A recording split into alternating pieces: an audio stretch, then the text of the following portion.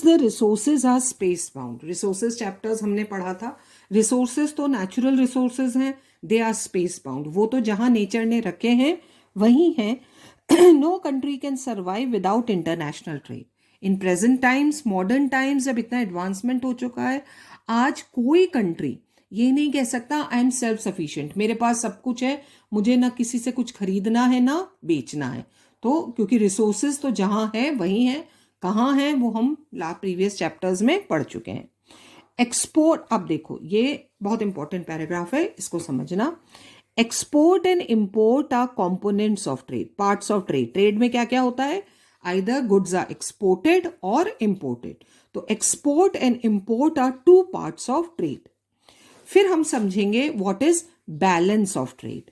The balance of trade of a country is the difference between its export and import. अब दोनों equal तो नहीं हो सकते कि जितना हम एक्सपोर्ट कर रहे हैं उतना ही हम इंपोर्ट कर रहे हैं. दोनों के बीच का जो डिफरेंस है, कुछ एक ज्यादा होगा और एक कम होगा, that is known as balance of trade. When the value of export exceeds the value of imports, it is called as favorable balance of trade. जब हम एक्सपोर्ट ज्यादा कर रहे हैं, मोर वैल्यू पैसा, जब हम एक्सपोर्ट ज्यादा वैल्यू के गुड्स कर रहे हैं और इंपोर्ट कम कर रहे हैं, मतलब हम सेल ज्यादा कर रहे हैं और बाय कम कर रहे हैं, it is known as favourable balance of trade. On the contrary, if the value of imports exceeds the value of imports, it is termed as unfavorable balance of trade. लेकिन अगर हम इंपोर्ट ज्यादा कर रहे हैं, मतलब खरीद ज्यादा रहे हैं और एक्सपोर्ट कम कर रहे हैं, then it is unfavorable, क्योंकि हमारा पैसा बाहर जा रहा है. तो फेवरेबल क्या हुआ? More export and less import. और अनफेवरेबल क्या हुआ?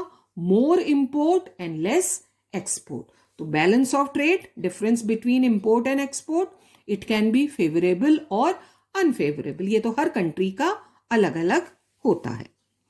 India has trade relations with all the major trading blocs and all the geographical regions of the world. India के पूरे वर्ल्ड में हर कंट्री के साथ, हर रीजन, हर ट्रेडिंग ब्लॉक्स के साथ ट्रेडिंग रिलेशंस हैं. We are buying and selling with everyone. Among the commodities in export, देखो अब हम क्या क्या एक्सपोर्ट कर रहे हैं. The share of agriculture and allied products, because we are an agricultural country, तो हम वो प्रोडक्ट्स ज्यादा एक्सपोर्ट कर रहे हैं.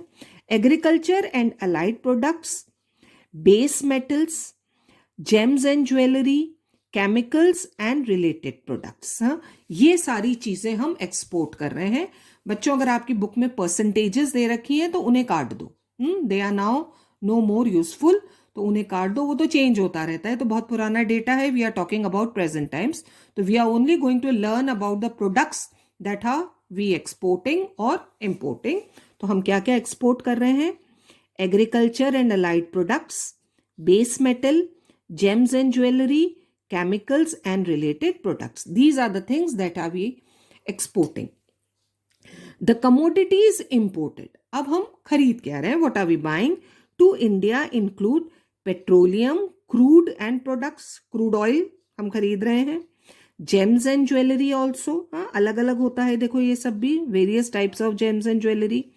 Chemicals and related products, then electronic items, agricultural and allied products. तो ये सब चीजें हैं जो हम इंपोर्ट भी कर रहे हैं. International trade has undergone a very big change, बहुत बदलाव आया है पिछले कुछ सालों में. फिर ये लाइन आई थिंक आपकी न्यू बुक में नहीं है, फिर भी समझ लो. Exchange of commodities and goods have been superseded by the exchange of information and knowledge. कोई बात नहीं, समझ लो. पहले हम क्या ज्यादा एक्सचेंज करते थे? पहले हम एक्सचेंज करते थे कमोडिटीज एंड गुड्स, सामान खरीदना और बेचना ज्यादा होता था. But nowadays what are we buying and selling? Information and knowledge. India तो है ना सॉफ्टवेयर हब है. हाँ, बेंगलोर से कितने एप्स, सॉफ्टवेयर वहां बनते हैं, and that are we selling. ये एक बहुत इंपॉर्टेंट चीज है जो हम एक्सपोर्ट कर रहे हैं. तो now we are exchanging information and knowledge. India has emerged as a software giant at the international level and it is earning large foreign exchange through the export of information technology. Programs बनाकर, apps बनाकर, जो software runs होते हैं computers में, वो बनाए जा रहे हैं इंडिया में, and then they are being exported to various countries. Globalisation chapter में समझाता हमने, तो है ना, कस्टमर केयर जितने भी हैं वो सब कहाँ हैं? इंडिया में तो है. Most of the big companies, उनका कस्टमर केयर कहाँ से होता है? इंडिया से. तो India has emerged a software giant during the last few years. तो दिस वॉज इंटरनेशनल ट्रेड. एक और नया ट्रेड जो पिछले कुछ सालों में डेवलप हुआ है, that is tourism.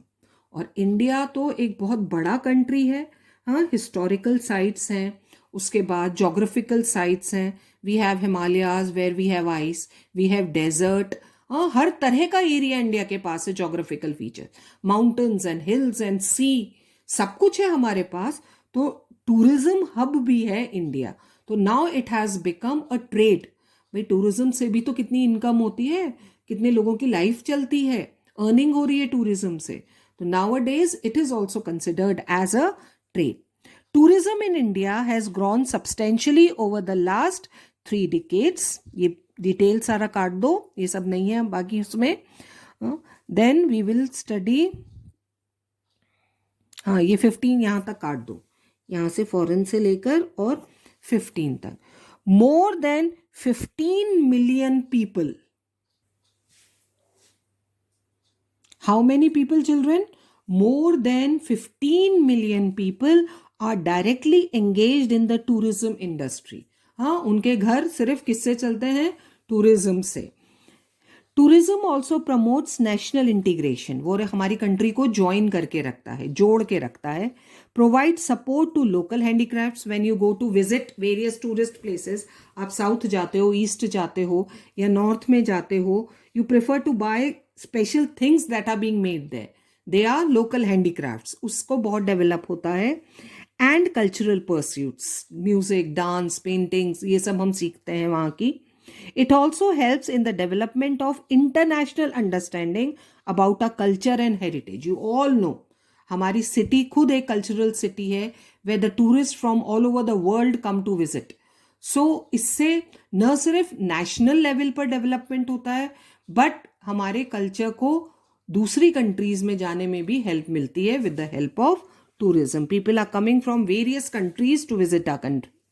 Foreign tourists visit India for heritage tourism. अब देखो किस किस लिए आ रहे हैं.